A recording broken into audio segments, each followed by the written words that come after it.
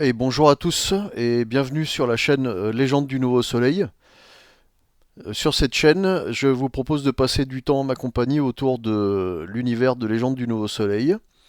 Et en l'occurrence, ce soir, je vais vous parler des enfants de la nuit. Les enfants de la nuit que je développerai avec vous tout à l'heure, après quelques annonces. Donc déjà, j'ai décidé de rouvrir certains réseaux sociaux, en tout cas de les animer à nouveau. Et on va commencer par vous parler de notre Instagram qui est nouveau.soleil.jdr.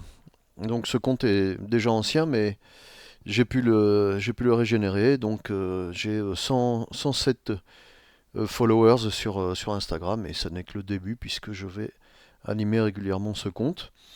Je souhaite également reprendre en main notre Facebook qui a été, euh, qui a été abandonné depuis un certain nombre de mois. Donc ça c'est une chose que je compte rattraper. J'annonce également que les aides de jeu mensuelles vont sans doute ralentir en rythme, en cadence je dirais, puisqu'on va peut-être passer à un rythme d'une aide de jeu tous les 2 mois, puisque le travail fourni totalise aujourd'hui plus de 30 aides mensuelles. Nous n'avons jamais raté un seul rendez-vous et aujourd'hui, ça représente une quantité de travail considérable, mais que nous ne pourrons plus vraiment assurer si nous assurons notre rôle auprès des réseaux sociaux, et y compris auprès de YouTube. Voilà.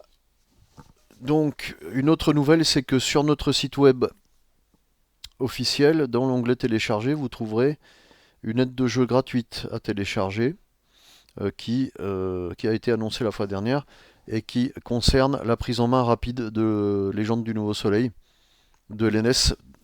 Donc vous avez un lieu de départ facile, des conseils pour commencer rapidement, un résumé de l'univers qu'il faut lire à votre table. Donc j'en ai fait une vidéo la fois dernière, une petite vidéo. Cette vidéo-ci sera un peu plus longue. Et, et donc, ce soir, je voudrais vous parler, comme je l'ai dit tout à l'heure, des enfants de la nuit. Ah oui, n'oubliez pas de retrouver l'aide de jeu gratuite sur notre site web, hein. C'est une aide de jeu qui s'inscrit dans le cadre du Tipeee mensuel que nous avons, euh, mais qui est sorti, je dirais, qui est un peu un hors-série que nous mettons à disposition gratuitement pour les maîtres du jeu qui voudraient commencer. Ce genre de document d'entrée dans l'univers nous a été réclamé pas mal de fois et je pense que la mission est partiellement accomplie ou tout à fait accomplie pour pouvoir entrer dans l'univers de LNS. Donc vous avez un kit d'introduction très détaillé. Ce document qui permet de prendre en main LNS à l'aide de 5 pages de conseils et évidemment des scénarios semi-linéaires relativement simples que nous avons publiés, dont plusieurs sont gratuits, avec tous les pré-tirés, donc vous n'avez pas beaucoup de travail à faire pour commencer, et vous pourrez découvrir LNS en même temps que vos joueurs. Donc, pour commencer cette vidéo ce soir sur les enfants de la nuit, j'utilise une idée qui a été abordée par Gene Wolfe lui-même dans son roman La cinquième tête de Cerbère, donc, dont j'ai ici la version en anglais, en VO. Donc c'est un texte qui est extrêmement intéressant, qui est on peut appeler une novella. Donc c'est pas vraiment une novellette, c'est pas vraiment un roman. En fait c'est 3 novellas. Donc ce sont des nouvelles longues. On va dire que chaque nouvelle fait à peu près 60 pages, hein, si on regarde la pagination de ce livre. Et dans ces novellas, c'est, je dirais, les mêmes événements traités et racontés par trois personnes extrêmement différentes. L'intrigue se déroule sur un système planétaire qui s'appelle Sainte-Anne, je crois. Et donc sur Sainte-Anne, donc c'est une colonie spatiale française que Gene Wolfe imagine pour nous. Donc il y a deux planètes qui sont relativement proches, peut-être qu'ils sont en orbite, on va dire, l'une autour de l'autre. Donc Sainte-Anne et Sainte-Croix. Et donc cette intrigue finit par être révélée lorsqu'on a lu les trois novellas et qu'on a bien essayé d'ailleurs de les comprendre. Parce que, comme toujours, dans Gene Wolfe, c'est d'une richesse et d'une profondeur considérable. Et ce texte a d'ailleurs été largement exploré par des gens qui sont bien meilleurs que moi dans ce genre d'exercice, dans la découverte de secrets. Donc ces textes sont extrêmement riches en secrets, et notamment grâce au fait que les trois points de vue parlent des mêmes événements, mais que, étant donné que chaque narrateur n'a pas tous les éléments, seul le lecteur a en main tous les éléments. Donc ça, c'est très très intéressant. C'est un petit peu ce que Gene Wolfe a fait avec son deuxième chef-d'œuvre, je pense, qui est son autre chef-d'œuvre, hein, qui est Soldat des brumes, malheureusement dont la traduction en français n'a jamais été terminée, il y a Soldat de Sidon. Donc ça commence, l'histoire commence dans la péninsule hellénique et continue en fait sur le pourtour du monde ancien, de la Méditerranée. On finit par aller en Égypte et je crois même qu'on va vers l'ancienne Syrie, peut-être dans ces eaux-là, parce que bon, euh, c'est un texte que personnellement je n'ai pas fini. Alors ça ne veut pas dire qu'il n'est pas bon.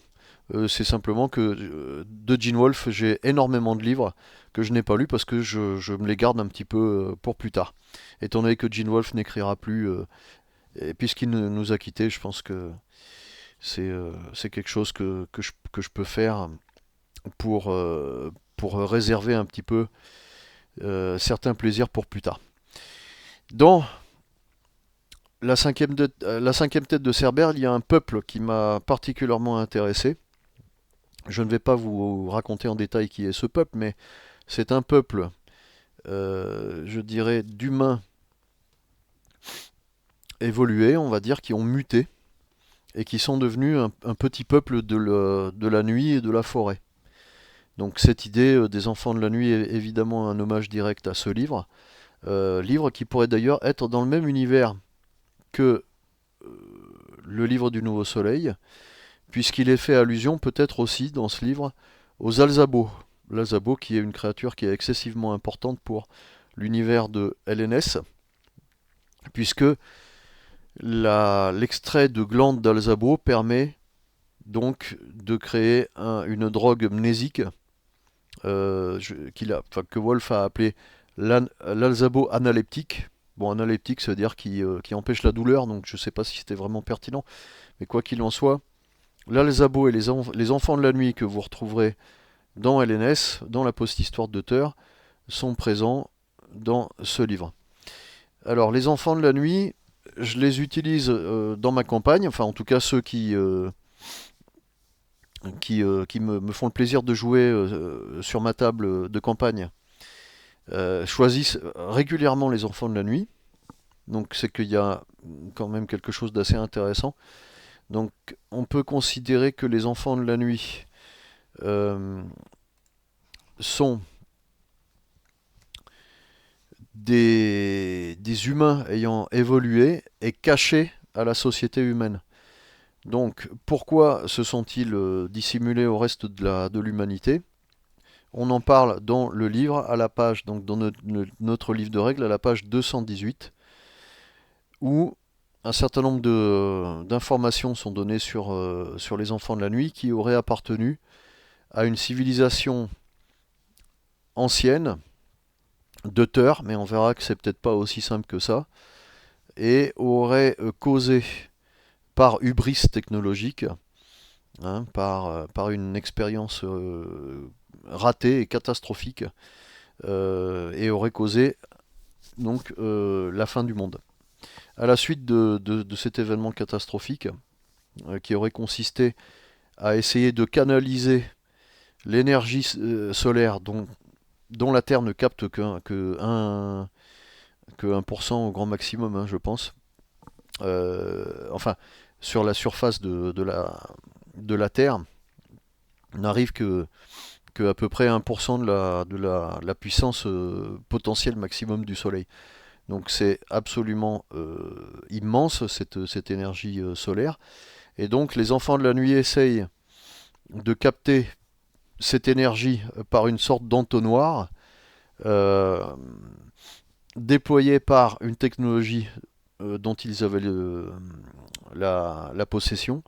Et donc cela crée un cataclysme gravissime qui va détruire la couche d'ozone en entier et qui va forcer les enfants de la nuit à rejoindre justement la nuit et à devenir nocturnes. Donc les enfants de la nuit sont des humains ayant, pendant des dizaines de milliers d'années, évolué et leur corps se serait adapté à cette vie nocturne.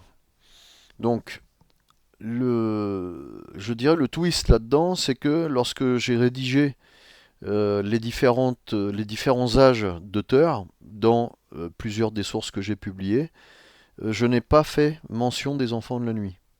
Alors que il est expliqué donc dans le principal paragraphe, page 218, qui porte sur eux, qu'ils auraient fait partie d'une ancienne civilisation d'auteurs.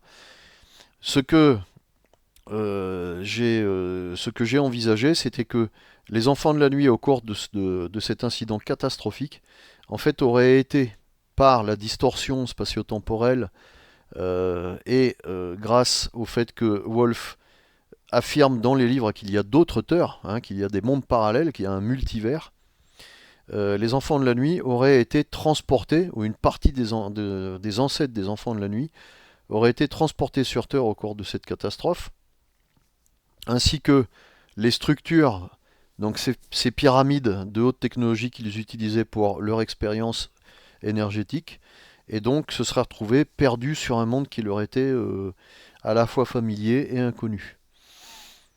Les enfants de la nuit vivent cachés depuis toute cette époque.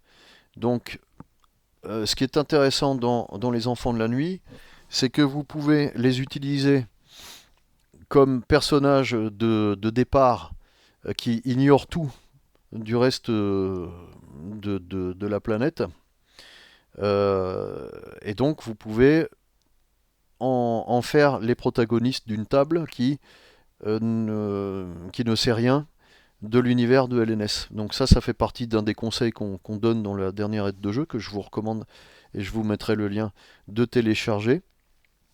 Et vous pouvez débuter une table que j'ai appelée candide, c'est-à-dire qu'elle ne sait pas ce qui se passe autour, et vous pouvez faire découvrir l'étrange monde de la post-histoire à des enfants de la nuit qui normalement n'en savent rien. Où vivent les enfants de la nuit? Les enfants de la nuit vivent, je dirais, dans les interstices inexplorés, ou dans les grands espaces, parfois même inexplorés, de la communauté. Comme vous le savez, la communauté, c'est un immense continent. C'est l'Amérique du Sud dans plusieurs dizaines de milliers d'années, peut-être même plus longtemps que cela encore. Et il y a d'immenses zones qui peuvent faire la taille, je dirais, du sud de la France sans aucun problème, hein, je veux dire, qui sont totalement inhabitées et inexplorées. Et dans ces endroits-là, vous pouvez avoir des clans enfants de la nuit qui évitent soigneusement de croiser le reste des humains. Donc, ces enfants de la nuit ont donc ils peuvent vivre dans la montagne, ils peuvent vivre dans la Tara, ils peuvent vivre en plaine, ils peuvent vivre dans la ville morte. J'ai mis un clan de ville morte, il y en a peut-être même plusieurs dans ma campagne. dans le désert, des enfants de la nuit du désert. Ce qui est vraiment important, c'est que les enfants de la nuit vivent non seulement cachés du reste de l'humanité, mais aussi d'eux-mêmes. C'est-à-dire que les clans sont, jusqu'à récemment, restés complètement séparés et coupés l'un de l'autre, ce qui en fait des isolats, des sociétés extrêmement isolées, que vous pouvez utiliser comme point de départ, comme je l'ai dit tout à l'heure. Donc physiquement, un enfant de la nuit est décrit dans notre livre comme étant d'abord nocturne. On verra plus tard que j'ai une idée là-dessus. Il mesure environ 1,50 m. Et là, je pense qu'on peut même dire que une haute taille chez l'enfant de la nuit peut être considérée comme disgracieuse. Donc plus l'enfant de la nuit aura une caractéristique de carrure petite, et plus il sera considéré comme attirant pour sa civilisation. Les enfants de la nuit ont de très grands yeux, puisqu'ils sont parfaitement nyctalopes, c'est-à-dire qu'ils voient la nuit sans aucun problème. Ils ne voient pas dans le noir total, mais ils voient la lumière de la lune ou des étoiles leur suffit amplement à voir très très bien. En ce qui concerne les couleurs des yeux, donc nous disons ici que ça tire fréquemment sur le doré, le marron ou le vert. Vous pouvez mettre d'autres couleurs. Vous pouvez mettre par exemple du violet, du bleu. Donc ça va être des très grands yeux, très beaux, et surtout extrêmement expressifs, on le verra tout à l'heure. Alors à propos du rythme de vie nocturne, ça peut poser un problème pour la campagne lorsque les enfants de la nuit sont dans un groupe d'humains ou d'autres individus qui vont être diurnes. Donc ça, n'hésitez pas à mettre en place une idée que j'ai eue, c'est que parce que les enfants de la nuit vont finalement sortir de leur coquille pour venir à la rencontre des humains, ils se sont rendus compte qu'il valait mieux sélectionner une partie de leur peuple, qu'on appelle les marcheurs de jour, euh, pour aller à la rencontre des humains au cours de la journée. Donc ce sont des enfants de la nuit que vous pouvez intégrer dans votre groupe, parce que j'avais déjà intégré des enfants de la nuit nocturnes, mais c'était pas très pratique parce que ils devaient dormir alors que les autres vivaient leurs aventures dans la journée et se réveillaient la nuit, et donc avec un rythme inversé. Donc n'hésitez pas à mettre en place ces fameux marcheurs de jour pour, je dirais, réaliser la pour répondre à la motivation principale que nous avons mise en place dans cette civilisation, la raison pour laquelle les enfants de la nuit sortent de leur cachette, ils sont extrêmement furtifs. Et d'ailleurs, on va dire c'est presque les lutins, vous savez, de l'Irlande médiévale. Hein, donc ce n'est qu'une légende. Euh, Parce qu'ils pensent que l'avènement du nouveau soleil, tel que le voudrait la communauté, risque de causer un cataclysme. Un cataclysme désastreux qui évidemment détruirait leur propre civilisation. Les enfants de la nuit ont donc une sorte de prophétie euh, qui vient se mettre en place et qui s'appelle la voie centrale. C'est-à-dire qu'on ne va pas attendre le Ragnarok, c'est-à-dire la nuit éternelle. On ne va pas attendre le nouveau soleil théurgique, c'est-à-dire accordé par les puissances d'en haut. On va essayer de régénérer de la technologie enfant de la nuit, donc à savoir ces pyramides dont j'ai parlé, pour essayer de tuer le ver. La théorie étant que le ver, donc qui est cet artefact, être, entité étrange qui dévore le soleil de l'intérieur, qui peut être vu comme un ver à l'intérieur de la pomme, etc. Donc ce ver, une fois mort, il se peut que le soleil retrouve son équilibre, retrouve sa puissance d'antan, plutôt que de se précipiter, que d'être précipité vers sa fin. Donc les enfants de la nuit, personnages fort intéressants que vous pouvez lancer dans des aventures, je dirais, épiques aussi, comme c'est le cas sur ma campagne, et qui vont avoir un certain nombre de décalages sociaux très intéressants avec les humains. Donc évidemment, ils ont étudié les clans qui ont décidé, c'est vous qui décidez, hein, quel clan, la Pampa, les montagnes, les enfants de la nuit de la ville morte, etc., ont cette capacité à être extrêmement discrets, donc ils communiquent entre eux avec des messagers extrêmement discrets, et à un moment donné, ils se passent le mot, et les clans, une certaine quantité de clans évidemment, parce que beaucoup de clans sont totalement isolés et perdus, et ces clans se passent le mot et disent voilà, il faut qu'on fasse quelque chose, il faut qu'on mette en place quelque chose qui va s'appeler la voie centrale, et qui est le rétablissement du soleil par la destruction du verre. Donc vous vous dites bien, bon, ils ont détruit leur monde précédent avec ces pyramides, et donc il y a un risque. Dans le cadre de ma campagne, je mets en place une quête qui consiste à retrouver un certain nombre de ces pyramides qui sont disséminées où vous voulez, donc ça c'est votre liberté de maître du jeu, et vous les faites réactiver, vous leur faites réactiver ces pyramides qui peuvent avoir un certain nombre de pouvoirs. Moi, j'ai donné par exemple des points d'expérience supplémentaires par pyramide réactivée. Donc chaque fois, c'est l'affaire d'une petite campagne. Ça vous permet par exemple de faire visiter la jungle d'Ouroboros. Ça vous fait visiter les îles. Vous pouvez leur faire visiter le désert de sable de Samado.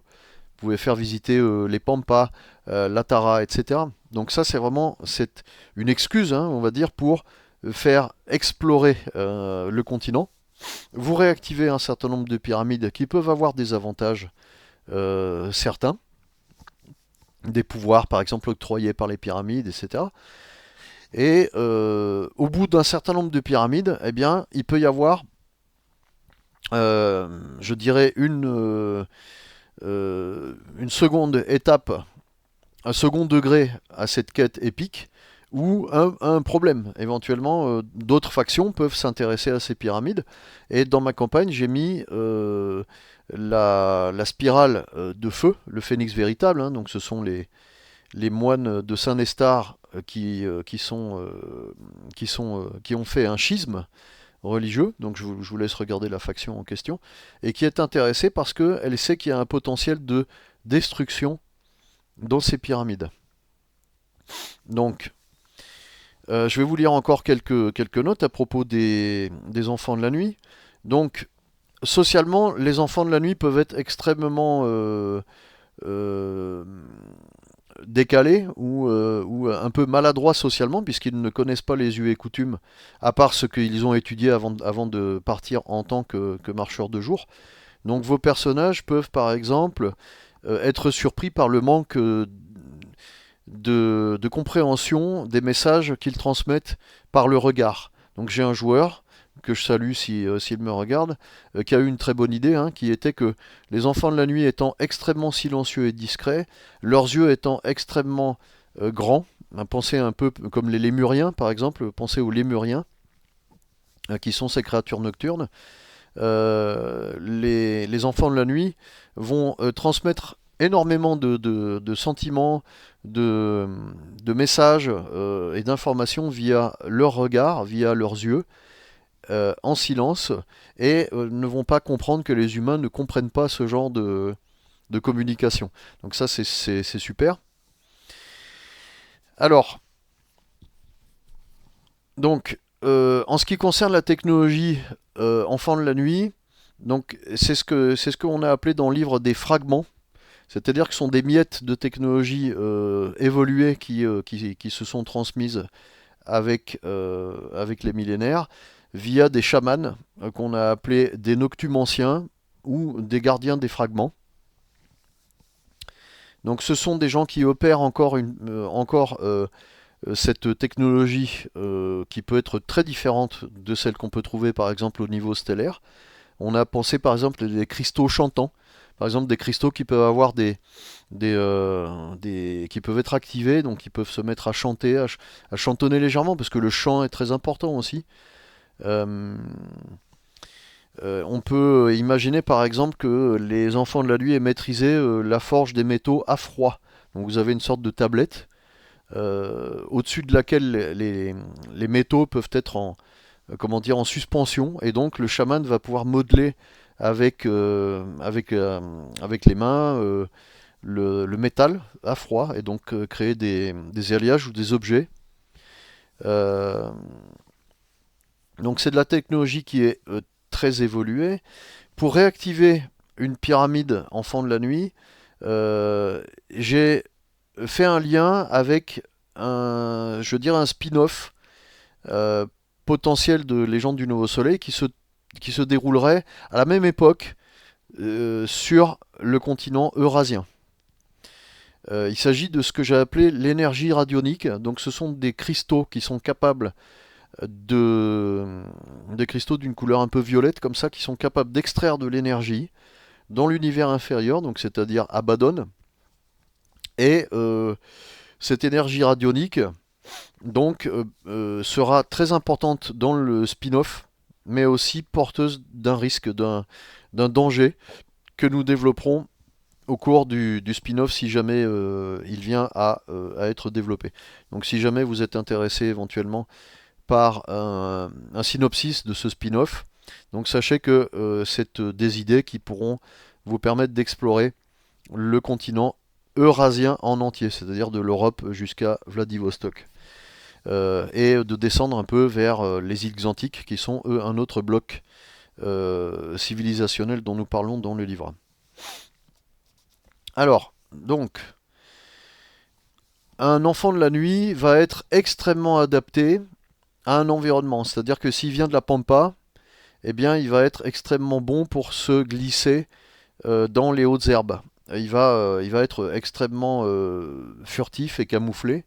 La même chose, par exemple, si vous avez des enfants de la nuit d'Atara, ben, en fait, c'est un monde minéral, donc les enfants de la nuit vont avoir des couleurs ou des vêtements peut-être adaptatifs qui vont être un peu caméléons peut-être et qui vont les rendre quasiment invisibles. Et dans ma campagne, j'aime bien faire quelque chose, c'est que lorsque les personnages euh, se voient adresser la parole, par exemple, par l'un des enfants de la nuit PNJ, ou un enfant de la nuit PNJ, ils sont tellement furtifs que l'enfant de la nuit est obligé de leur tirer la manche, hein, puisqu'ils ont des tailles très presque enfantines, on va dire, pour dire je suis là, regarde vers le bas, je suis là. Et donc ça c'est très amusant.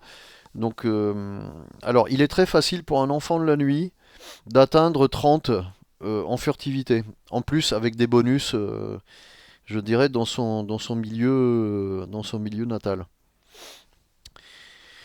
Alors donc, les enfants de la nuit ont parfois été comparés aux hobbits du côté de leur stature, parfois aux elfes des bois. Donc, c'est un peu de tout ça, je dirais. La peau des enfants de la nuit est très sombre, donc c'est adapté à cette habitude nocturne. Donc, moi, j'ai mis une peau qui va être assez souvent aile de chauve-souris, c'est-à-dire une sorte de gris. Les yeux, comme d'habitude, très lumineux, enfin pas lumineux, on va dire, très colorés, très profonds et très expressifs. Et puis, bah, ça fait des aventuriers qui peuvent être assez attendrissants, assez exotiques, que je vous conseille vivement d'essayer.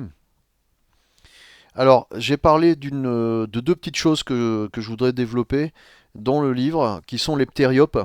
Alors, le ptériope, ça va être une créature, un reptile volant, une sorte de reptile volant qui est officiel, hein, dont il est question dans les livres.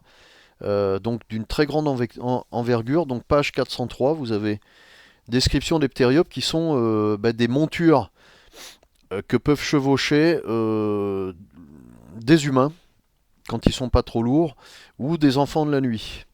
Et là, donc là, je dis qu'il n'est pas rare que deux enfants de la nuit puissent monter sur un ptériope. Donc ça, c'est extrêmement intéressant. Et puis ça fait un peu penser à Avatar, par exemple. Ces montures volantes que l'on voit dans la saga. Et ensuite, vous avez ici une mention qui sont les adeptes de la lune noire.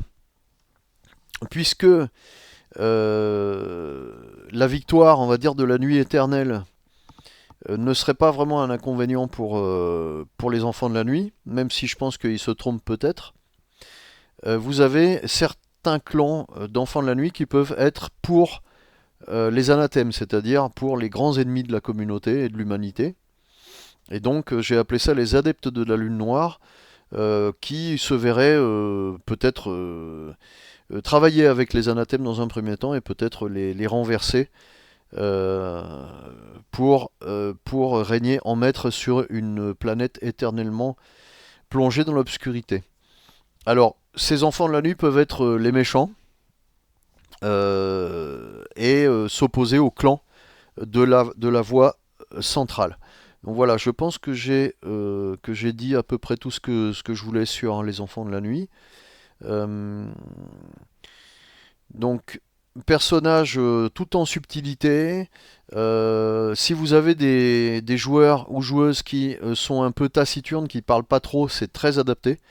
Et on ajoute d'ailleurs que crier chez les enfants de la nuit est très mal vu socialement et que la cité, on va dire avec tout le bruit qu'il s'y passe, tout le bruit qu'on peut y entendre, par exemple Nessus, qui doit être aussi bruyante parfois qu'une ville indienne moderne, représente, je dirais, un milieu extrêmement éprouvant pour les enfants de la nuit. Donc ça, vous pouvez avoir là aussi un jeu intéressant sur le tabou, sur les comportements, sur toutes les nuances qui s'opposeraient à l'intérieur de votre groupe. En tout cas, bon, les enfants de la nuit, ça a toujours été un plaisir de les faire jouer à ma table. N'hésitez pas à adopter ou à proposer donc des enfants de la nuit à votre table et à explorer plus avant l'hypothèse de la voie centrale, qui peut être une fausse piste ou qui peut être la réponse à l'avènement on va dire, d'un nouvel âge pour les humains. Voilà, n'hésitez pas donc, comme toujours, à commenter et à liker cette vidéo. Donc, j'avais plus ou moins prévu ce qu'il se passe sur la chaîne. C'est que elle a été, je dirais, recommandée pour test sur YouTube. Donc, de nombreuses personnes ont cliqué. Les vues donc ne sont plus très élevées aujourd'hui, mais je pense qu'avec un peu de travail, et le travail, ça, on n'en a pas peur, eh bien, cette chaîne remontera et que les vues se feront avec un peu de temps. Donc n'hésitez pas à visiter notre site web pour les aides de jeu et le matériel gratuit, notamment la dernière aide de jeu qui contient une carte, et à visiter notre Instagram, dont je vous rappelle l'adresse qui est nouveau.soleil.jdr. Voilà. Et donc en route pour nos prochaines aventures. Et à bientôt.